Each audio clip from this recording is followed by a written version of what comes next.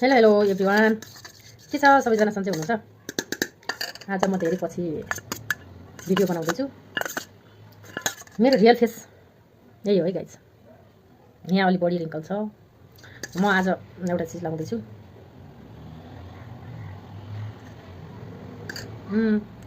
यो हो टमाटर र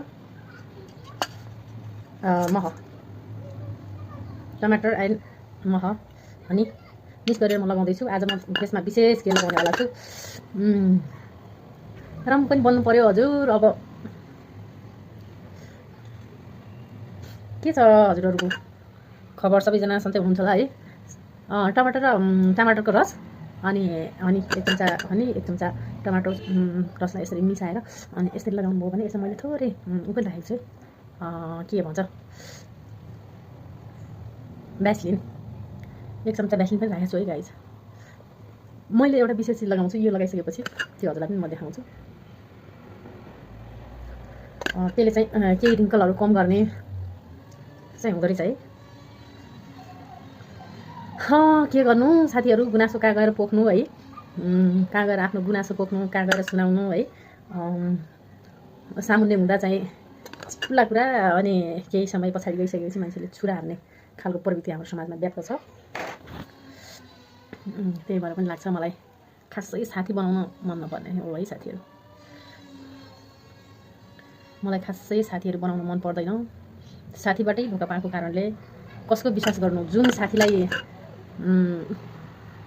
सारा संसार नै हो भनेर भनिन्छ भने त्यो साथीसँग त्यस्तो सम्बन्ध हुन्छ भने त्यही साथीले धोका दिन्छ भने होइन, कसको विश्वास गर्नु? आफ्नो विश्वास आफैले मात्रै हो साथीहरू है। हाम्रो समाजमा विभिन्न खालका विकृतिहरू मानिसमा हुनुपर्ने गुण नै छैन क्या हजुर। अब पहिला जस्तो है, अलिकति संस्कारमा बस्ने, अलिकति लिमिटमा बस्ने होइन, आफ्नो प्राइभेसी भन्ने चिज पनि हुन्छ है। अहिले त केही छैन कि। केही देख्नुहुन्छ त टिकटक? अहिले त सामाजिक सञ्जाल त्यो कतिपय लेडिजहरूलाई त के लाग्छ भने टिकटक फेसबुक आउनु नै हाम्रो एकदम ठुलो भगवान बनेर आएको जस्तो कि। उहाँहरूले के गर्नुहुन्छ थाहा छ?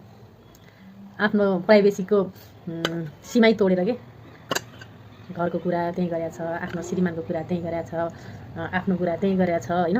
कति गर्ने हो हामीले, प्राइभेसी कति राख्ने, हामीले सामाजिक सञ्जालमा कति कुरा गर्ने भन्ने कुरा पनि पत्तै नभएर ओहो फटफट मकै फुरा जस्तो पड्काउनु भएको हुन्छ गफहरू है।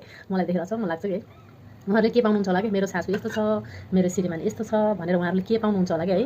अचम्म लाग्छ मलाई है, हाम्रो समाज कतातिर जाँदैछ। आज मैले टिकटकभरि फलानाको सासू यस्तो छ, अलानाको सासू यस्तो छ भनेको छ है, अनि मेरी नन्दा यस्तो छ, मेरो जेठानी यस्तो छ भनेको छ। ओहो कस्तो रमिता हो कि। मान्छेसँग अलिकति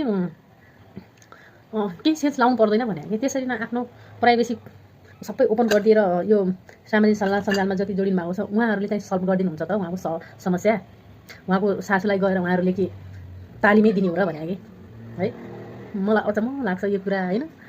अब म पनि खासै एक्टिभ त छैन, तर सामान्य रमाइलो भिडियोहरू, कुनै नयाँ नौलो कुरोहरू थाहा पाएपछि होइन, जुन सामाजिक क्षेत्रमा चाहिँ घटित घटनाहरू, अनि त्यसपछि यस्तो कुराहरू चाहिँ पो उजागर गर्नुपर्छ त। अनि भएको नभए मेरो सासूले यस्तो गरेछ, मेरो उसले यस्तो गरेछ भनेको छ होइन।